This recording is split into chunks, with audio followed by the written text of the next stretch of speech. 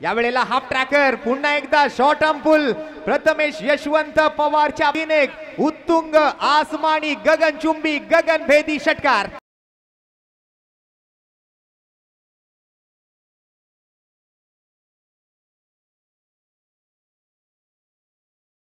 रिनीबॉल चॅम्पियनशिपचं आयोजन त्यातूनही आपण जर पाहिलं तर अशाच धावसंख्येचा आकडा बऱ्याचदा स्कोरबोर्डवर क्लिअर झोन मध्ये चेंडू जाताना पाहायला मिळतोय। एकेरी धाव येते घेण्यासाठी किंवा मग अजून काही कारणासाठी मैदानामध्ये आपण जाण्यासाठी कोणालाही रोख रकमेचं पारितोषिक द्यायचं असेल तर ते पारितोषिक तुम्ही आमच्या नंतर मयूर स्पोर्ट्स त्याचबरोबर sports flex thunder sports four sports आणि या वेळेला प्रथमेश यशवंत पवार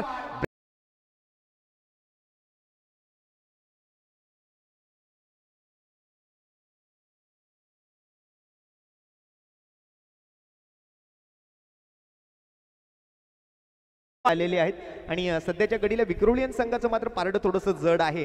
यानंतर पुढील दोन्ही टीमने रेडी राहायचंय। जसा हा सामना संपेल या वेळेला मात्र हुक